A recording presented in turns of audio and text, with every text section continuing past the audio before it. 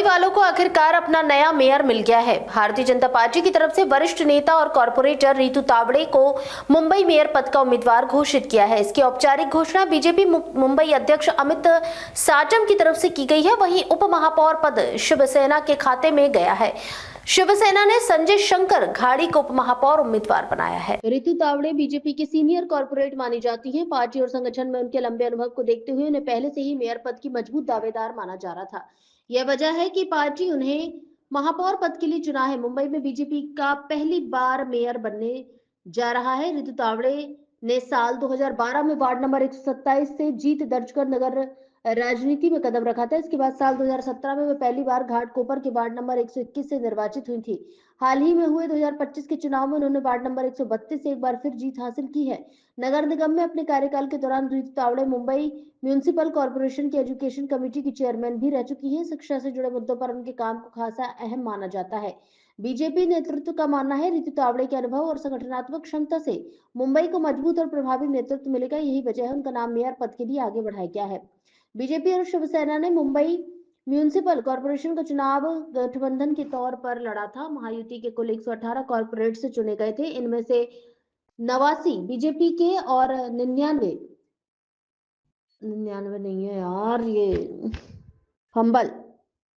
इनमें से 89 बीजेपी के और 29 एकनाथ शिंदे की शिवसेना के थे। वंदे भारत से विवेक भिड़े की रिपोर्ट। आमच्या देशाचे आमचे लाडके पंतप्रधान आदरणीय नरेंद्र मोदी साहेब, महाराष्ट्राचे आमचे इन्फ्रामॅन, आमच्या लाडक्या बहिणींचे लाडके भाऊ देवाभाऊ आदरणीय देवेंद्र फडणवीस साहेब, त्याचबरोबर उपमुख्यमंत्री आदरणीय एकनाथराव शिंदे साहेब, उपमुख्यमंत्री आदरणीय सुनीताताई अजितदादा पवार साहेब आणि त्याचबरोबर आमचे मुंबईचे अध्यक्ष अमित साटमजी आणि मंचावर बसलेले सगळे उपस्थित, या सगळ्यांच्या आणि माझ्या समोर बसलेल्या माझे सगळे सहकारी, महायुतीचे आमचे सगळे नगरसेवक यांच्या वतीने मी आज फॉर्म भरलेला आहे आणि मला नक्की खात्री आहे की 11 तारखेला चांगल्या मोठ्या संख्येने हा विजय निश्चित आहे।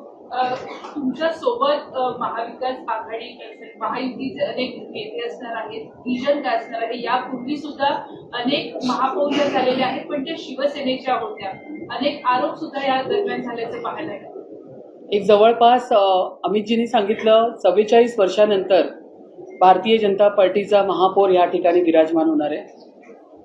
100% लोकांनी पूर्ण विरोध करून, जसं अमितजींनी सांगितलं 3ही पक्ष एकत्र आले होते, तरी सुद्धा एक 50च्या वरही त्यांचे नगरसेवक जिंकून नाही आले।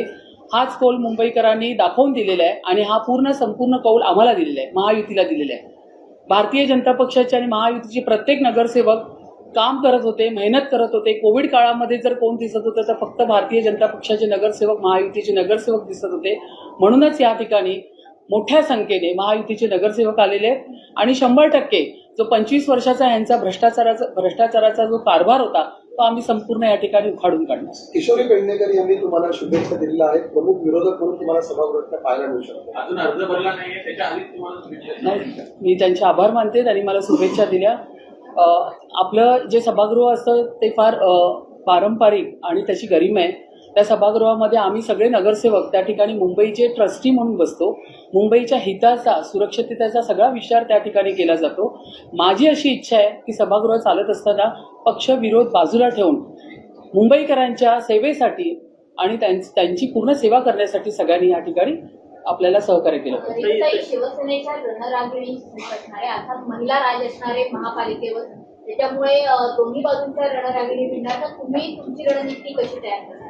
शिवसेनेच्या रणरागिणी आमच्या गट आहे, शिवसेनेच्या रणरागिणी आमच्या बरोबर आहे। तर बरंच झालं तुमच्या शिवसेना युती आहे ना भाजप। शिवसेनेच्या सगळ्या रणरागिणी आणि आमच्या भाजपच्या सगळ्या रणरागिणी आम्ही एकत्रच सभागृहामध्ये चांगला सभागृह चालवणार। मुंबईच्या हिताचे सगळे प्रश्न त्या ठिकाणी घेणार। ताई, पहिला मान जो आहे तो महिला महापौर म्हणून तुम्हाला मिळालेला आहे भाजपच्या, काय भावना आहेत मनात? असं होतं का तुमच्या की मी महापौर बनेल? हा मातृशक्तीला विजय मिळालेला आहे। या ठिकाणी आलेल्या माझ्या सगळ्याच नगरसेविका जिंकून आलेल्या, मी मगाशीही सांगितल्या, सगळ्याच रणरागिणी आहेत, रणांगण जिंकून या ठिकाणी आलेले आहेत। तर त्यामुळे मातृशक्तीचा हा विजय आहे। रिझर्वेशन जे आहे ते सर्वसाधारण महिला झालेले आहे, त्यामुळे अर्थात त्या ठिकाणी महिलाच महापौर बसणार होती. आणि तुम्ही सांगितलं की पहिल्यापासून असं भारतीय जनता पक्ष हा एक शिस्तबद्ध पक्ष आहे. त्या ठिकाणी पहिलंच काही सांगितलं जात नाही. पक्षाचे वरिष्ठ जे निर्णय घेतात त्याच वेळी आम्हाला तो निर्णय कळतो. तर यंदा मुंबई महापालिकेवरती नाले सफाई असतील, मिठी नदी साफ असेल आणि कचरा साफ केला जाते, या संदर्भात पारदर्शकता येईल.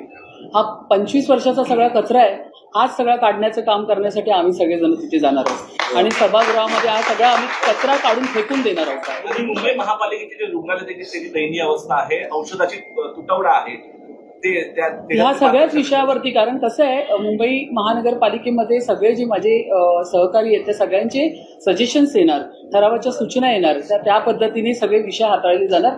पण प्रश्नच नाही, मुंबई महानगरपालिकेमध्ये मुंबईमध्ये एक वेगळा बदल तुम्हाला आता ह्यावेळी दिसणार. रितु जी, पूरे एशिया में मुंबई का एक अलग महत्व है, सबसे बड़ी महानगर पालिका कहते हैं, बजट 17,000 करोड़ है, एक स्टेट का जो बजट होता है उससे भी बड़ा है. पूरे दुनिया में मुंबई में लोग आते हैं, इतनी बड़ी जिम्मेदारी आपको लगा था कि इससे मिलेगी आपको, और आपका विजन क्या होगा, 3 मुद्दे क्या होंगे कि आप मुंबई के लिए करना चाहते हैं? मुंबई महानगरपालिका सबसे बड़ी महानगरपालिका है और यहाँ पे महापौर पद मिलना और यहाँ पे बैठना ये बहुत ही गर्व की बात है. लेकिन मैं अभी भी आपको बोलती हूँ कि महापौर नहीं, हम सेवक करके काम करेंगे वहाँ पे. और ये बहुत बड़ा बजट रहने वाली इतनी बड़ी महानगर पालिका है. मुंबईकर की बहुत सारी अपेक्षा है, वो पूरा करने का काम हम यहाँ पे करेंगे. सुरक्षित मुंबई हो, खड्डे मुक्त रास्ते यहाँ पे पूरे होने वाले हैं. और जो अभी इन्होंने कहा कि रुग्णालय की जो अवस्था है वो भी देखी जाएगी. मेरा काम ज़्यादा से ज़्यादा जितना हो सके उतना विजिट करके मैं पूरी मुंबई में वो काम करती रहूँ. पार्किंग का बहुत बड़ा समस्या है, आप देखेंगे ये सब विषय अभी एक एक करके. पब्लिक ट्रांसपोर्ट है, मैंने पूछा कि 3 मुद्दे ऐसे क्या रहेंगे जो आपके प्रायोरिटी है. मुंबई में ट्रैफिक की बहुत समस्या है, फुटपाथ पे सीनियर सिटीजन को चलने के लिए जगह नहीं है, तो ये मेरे प्रायोरिटी के मुद्दे रहेंगे. सुरक्षित मुंबई, मुंबई के सब रुग्णालय कैसे रहेंगे, वो सब विषय इनको लेके मैं आगे काम करने वाली हूँ. मुंबई में घुसपैठिया एक बड़ा मुद्दा है जिसको आपकी पार्टी लगातार उठा रही है. शहर का रंग न बदले, घुसपैठियों को लेकर आप लोग की क्या योजना रहेगी, अगर आप बता? नहीं, हमारी वैसे तो हमारे देवेंद्र जी, हमारे किरीट भाई, हमारे अमित भाई तो काम कर ही रहे. ये जो मुंबई में इस तरह से बांग्लादेशी और इस तरह के लोग आके बैठे हैं, उनको यहाँ पे बैठने के लिए नहीं मिलेगा आगे जाके, क्योंकि इनका पूरा पेपर वर्क सब चेक किया जाएगा. जो भी बांग्लादेशी रोहिंगे उनको यहाँ पे बैठने हम नहीं देंगे बिल्कुल. और मुंबई का रंग जो है वो भगवा ही रहेगा.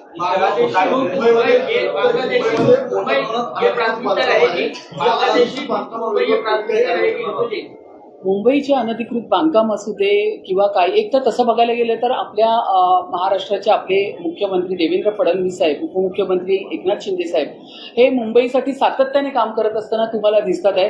2014 नंतर ज्या पद्धतीने मुंबईचा रंग बदलत गेलेला आहे तो तुम्ही सर्वांनी पाहिलेला आहे.